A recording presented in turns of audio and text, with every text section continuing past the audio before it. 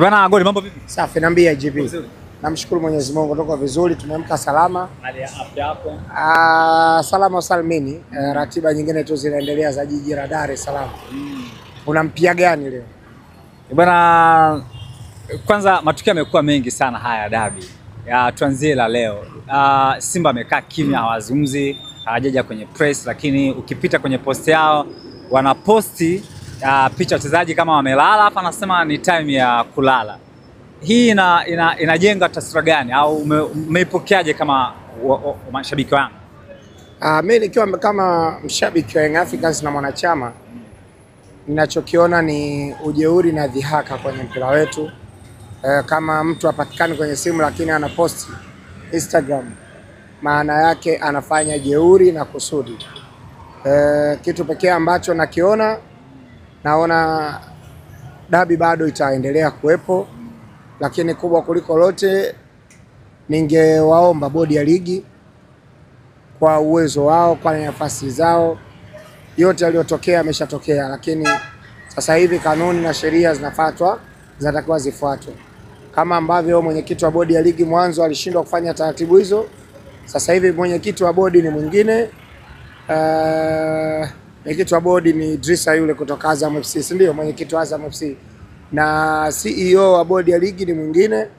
Nadhani sasa kanuni ambazo ziliwekwa kwa mtu ambaye hajawasili kwenye mechi, hajawasili kwenye pre-match meeting, hajawasili kwenye ile ya waandishi wa habari kama leo, sheria na kanuni zipo na ziko wazi, taratibu ziendelee kufuatwa, yani ili mpira wetu uwe na heshima na adabu. Yani lazima kuna mmoja awe kafara, atolewe mfano kwa wengine kuja kufanya huo uhuni. Naliwaambia siku moja kwamba ni uhuni tu. Ni uhuni kwa sababu unamnyima mdhamini nafasi yake ya kufanya biashara. Hebu imagine NBC wanazorotesha biashara za watu. Kama walikuwa wanataka kucheza mpira, wangekaa nyumbani, timu yao isipokuwepo kwenye ligi kuu, ala sisi we don't care. Yani tunaweza tukacheza na watu wengine na wadhamini wakafanya biashara zao vizuri tu. So lazima wao.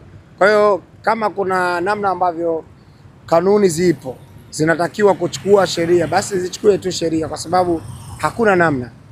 Mara ya kwanza imetokea, mara ya pili Yanga wakafanya, mara ya tatu wanarudia Simba. Ni kitu cha hovyo kabisa, ni kitu cha hovyo kabisa. Kwa hiyo mimi kwangu ushauri ambao wanaopeleka kwa bodi ya ligi, taratibu ziendelee kufuatwa za mchezo, kwa maana ya kwamba kuanzia kwenye taratibu, labda leo kama kuna pre-match meeting, si ndio? Baada ya pre-match meeting kujua kwamba watafanya mazoezi au watafanya, wakitaka kufanya hata masaa 10 wafanye, wakimaliza watoke, watuache uwanja wetu, sisi tutaendelea na taratibu za mchezo. Kwa hiyo ni hivyo tu. Mimi ningependa kuwaambia bodi ya ligi kuficha vitu, sababu si watu wa mpira, hakutasaidia chochote. Kinachopaswa saizi, huu ni mchezo wa mwisho na ligi inapaswa kuisha.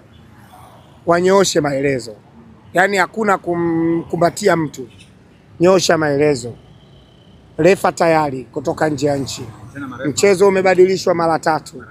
Unataka nini kingine? Unataka nini kingine?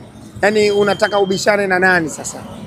Ikiwezekana kwanza hatua za awali zifuatwe ambazo za mchezo mpaka kesho. Tia marefa pale, wache mashabiki waje, tukio liishie. Manake tunapata tabu, si watu wa mpira kama tunadharaulika sasa. Manake kama tunadharaulika ni mashabiki hao. Ndio mashabiki wa Yanga, kuna mashabiki wa Simba. Wapeni heshima watu wenu ambao wanakata viingilio. Imagine huu mchezo ambao unarushwa, watu ambao wako mikoani wanajisikiaje? Ni ambao ni wadau wenu, hawezi wengine kusafiri. Ni wadau wenu wa mpira ambao mara zote mnawalilia, njoeni tuna mchezo wa makundi, njoeni tuna mchezo wa robo finali, njoeni kuna mchezo wa nusu finali. Ni hao wao. Kwa nini tunawanyima nafasi ya kuangalia dabi? Kwa nini tunawanyima nafasi ile ya kushuhudia mpira wetu ambao sisi wenyewe tumeamua kuucheza? Sasa mimi nitoe wito kwa bodi ya ligi na wadhamini wengine, kwa maana ya kwamba NBC, benki, kulingana na haya ndio mashindano yao, lakini mdhamini wa TV rights Azam TV ambaye ametoa fedha kwenye hivi vilabu, wawe wakali, wakiwa legelege hatutafika. Wawe wakali, kwa sababu Azam TV mfano matangazo mengi, ile ya kwanza ikayayuka, ya pili ikayayuka, hii ya tatu iwe ni top, kwamba mpira uendelee na hatua kali zichukuliwe. Kwa hiyo NBC wanapaswa kudai fidia kwenye hili. Kama dabi haitachezwa, watu tu wakatokea wakapewa pointi alama 3, lazima wamshurutishe yule mtu. Lakini jambo la pili, viingilio vya watazamaji, huyu mtu lazima alipie gharama. Jambo la tatu, TV rights ambao walikusanya matangazo mengi kwa ajili ya biashara za TV, nao wanapaswa kuchukua hatua kali kwa mtu ambaye ataharibu image. Yani huo ndio ushauri wangu, na kukomesha hili maana yake ndio sehemu yao ya wao kuongozwa na Simba yao, basi na wao wanakaa kimya, kwa sababu hawana connection yoyote ya maelekezo wanayopata, kwa sababu bodi ya wakurugenzi iko kimya, lakini haishei vitu pia na wanachama wao ambao pia wanawaamini. Hakuna link yani. Ambapo nyinyi mnakuwa nisikilize, yani sisi ukitaka kuishi Yanga lazima kwanza kuwe na protocol. Pamoja na kwamba yupo Ghalim, yuko rais Engineer Hersi Ali Saidi, pamoja na kwamba yuko makamu wa rais Arafat Haji, yuko CEO wa Young Africans, lakini kuna protocol kwamba sisi ni wanachama. Mimi ni katibu wa tawi la Brotherhood VIP kutoka Kimara Suka. Kimara Suka. Yes, Brotherhood VIP ambao liko nchi nzima. Ukienda kwetu sisi, vikao vyetu tunafanya na mkurugenzi wa wanachama na mashabiki Ibrahim Samu, ambaye akihitaji wanachama muda wowote, viongozi wa matawi, tunafanya vikao vyetu na mkurugenzi. Hiyo ukiofanya kikao na mkurugenzi maana yake ni order kutoka kwa CEO wa klabu ya Young Africans, ni order kutoka kwa president wa Young Africans. Ina maana connection link ni mfumo ndio unatuweka pale. Na sisi tunaishi kwenye mfumo uliosahihi mpira wa miguu. Yaani unavyoona Real Madrid, Manchester United, Liverpool, Arsenal, the Gunners, tunaishi humo kwenye mfumo wa wanachama, lakini wenzetu wako kwenye mfumo kamkumbe. Yaani ule mfumo kamkumbe ndio mfumo ambao unawafanya Simba anasajili mtu yoyote, analeta mchezaji kwenye timu yao, yani kama timu ya ndondo. Ndio mfumo ambao huo wa kamkumbe, mwenyekiti wa bodi anaweza akaongea lolote muda wowote, yani analojisikia, ni uhuni tu wa mpira. Kwa hiyo mimi ninachokiona ni kuna namna unaona kama wageni pia wanakuja wanapotazama kama haya, kwa kweli ni mtu wa mpira. Kuna namna ambavyo ligi yetu inaonekana kama kuna masuala ya kuungaunga kidogo. Yani kuna namna ligi yetu kwa sababu Yanga ndio baba wa mpira wa nchi, tutaufikisha au mpira kwenye professionalism. Mazoea ya kuishi kwenye ndondo ndio haya yanaleta shida. Si yani ile klabu ya madunduka ile ni klabu ya ndondo. Ni klabu ambayo unaweza kaipeleka Uswahilini huko, wakaenda kucheza mpira wao na Keko United, wakaenda kucheza na Manzese, wakaenda kucheza na Easter United. Yani ile ni klabu ya ndondo. Ni kwa bahati mbaya tu ipo ligi kuu. Mimi ninachokiona Simba kwa bahati mbaya. Yani Simba kwa bahati mbaya tu ipo kwenye ligi kuu, kustahili kwa kwenye ligi kuu. Simba level zake ni kucheza ndondo. Ndondo unaweza kufanya mambo ya kiuni. Usitokee ukaja na majezi mekundu na mmoja kaja mekundu, sawa. Mkafika pale mkavua mashati mkacheza. Yani uendeshaji wa klabu yao ni wa ndondo kabisa. Sio wa Premier League. Level ya Premier League ni level kubwa sana brother. Yani Mavala, unaposikia Premier League maana yake unazungumza kitu kikubwa ambacho Afrika inatizama, dunia inatizama. Huu utoto ambao wanaufanya klabu yao ni utoto wa ndondo. Kama umeshaenda kwenye mashindano ya ndondo, mnaweza mkapigiana simu tu leo, bwana John tuna mechi, mnaenda mnatwanga. Mtu katoka na viatu vyake kaja na laba, mwingine kaja na jezi, mkifika pale mnavaa, mkiabao wenzenu zinafanana nyinyi mnavua. Lakini level ya Premier League maana yake ni professionalism. Lazima una viongozi wenye weledi ambao wanatamani kufikisha mpira mbali. Kwa mfano, tizame Hersi. Ametoka Marekani juzi, katoka kusoma level ya professionalism nini inataka.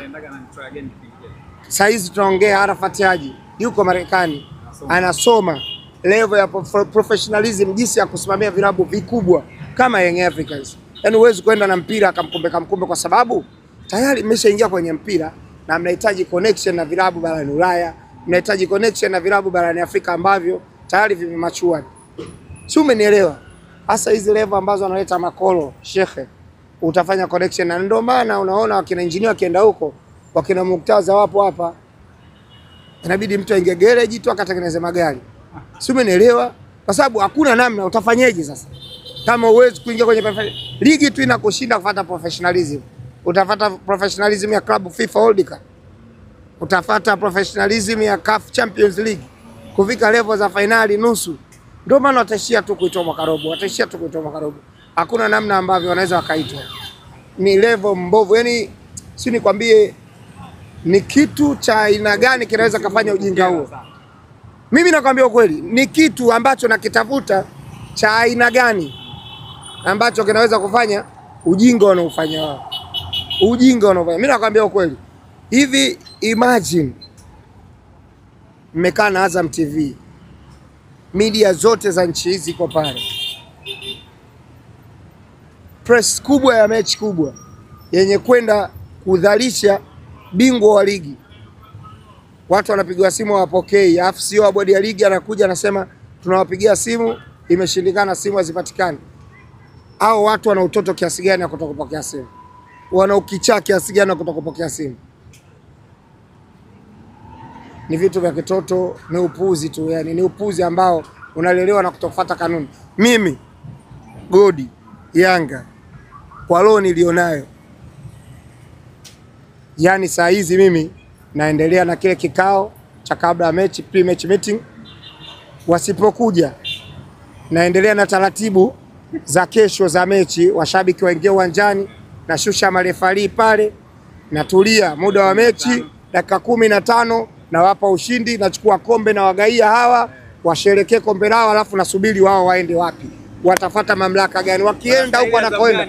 Nisikilize, yani wakienda huko wanakoenda, mimi huku naendelea kufuata kanuni. Kanuni inasemaje? Asipokuja kwenye mechi, kama kuna alama 15 nakata alama 15, kama kuna swala la kuwapiga faini napiga faini, alafu na waangalia waende wavuke huko, kama wanaenda kasi waende, kama wanaenda wapi waende, alafu warudi kwamba mimi ndio nauongoza huu mpira, tulihamisha tarehe hii kwa sababu hii, tulihamisha tarehe hii kwa sababu hii, na siku hii hawakuja.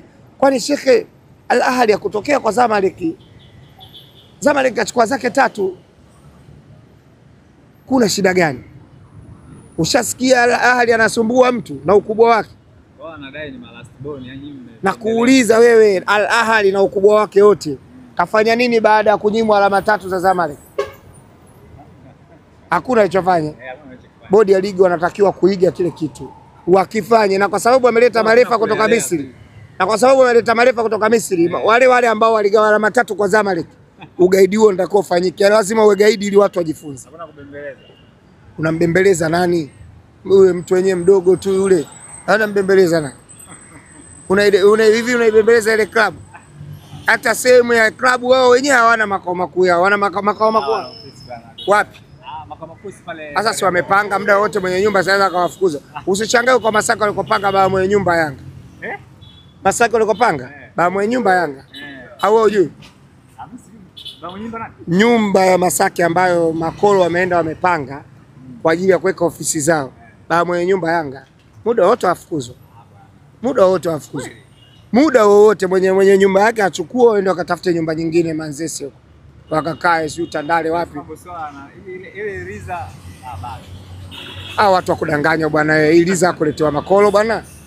Wewe wale sio wameambiwa waletewa Iliza, iko wapi mpaka leo? Labda wataleta wale watu wakakula. Sasa wewe ngoja kwanza nikwambie, kuna kitu rahisi kama kuongoza wale. Sasa una sababu unajua kuongoza wale makolo, unajua unamuongoza Mandala. Mandala mwenyewe leo anaongea hiki, kesho anaongea hiki, haeleweki. Yaani watu ambao wanapata muda wa kumsikiliza yule jamaa sijui anamsikilizaje, kwa sababu hebu imagine asubuhi ataongea kingine, mchana ataongea kingine, usiku ataongea kingine. Mtu huyo mmoja kuna muda zinaingia, ndio nakwambia. Sasa mimi ndio bana nimekwambia ni kitu rahisi zaidi duniani kuliko hata kuwa na wale vichaa kule Dodoma Milembe. Yani wale Milembe na kuongoza madunduka ni kitu kinachofanana, sababu unaongoza mataira. Unajua ukishaongoza mataira maana yake hawaelewi wanataka nini. Sasa kama unamuongoza mtu kama Kisugu, Sasa wewe uone kama ni rais, si unaongoza chizi hapa? Kama unamuongoza mtu kama GB. Yaani kwa sababu wao wenyewe hawajielewi, hawajitambui wataka nini. Hawajui hata kutengeneza yani. Wanasema mechi ipo au haipo. Hawaeleweki, wao wenyewe hawajui. Wao wenyewe hawajui. Sisi Yanga tunajua mechi ipo. Lakini wao hawajui. Wao hawajui. Yaani wao hawajui kwa sababu wenyewe kamkumbe. Yaani ndio maana nakwambiaje? Kuongoza klabu ile ya madunduka ni kama unaongoza Bilembe. Kwa sababu ukiingia mle ndani unaweza kumkuta mtu akuchekea ukajua ana akili timamu, kumbe zombi. Ndio kama unavyoongoza madunduka. Sasa haya Mandala, Kisugu, Agi, sijui KMC Wanda. Angalia madunduka alivyo, sio Hassan Masofa, sio nani. Yaani angalie. Si umenielewa? Na sisi TG Lounge bado tunao madunduka wa aina, yaani mashabiki wa Makolo. Hata wenyewe ukiangalia unasema huyu mzima kweli huyu. Mbona kuna muda anakuja unaona kama mental fresh. Anaweza akaja akakwambia bwana nimeandika namba 1 mpaka 10, ukasema huyu kapata akili. Ngoja nikaangalie. Ukakuta 2 kaichola zedi. Ndio kashaandika 2 hao. Leo utamfanyaje? Bwana shukrani sana bwana. Haina noma. It's not a game, it's a rich thing.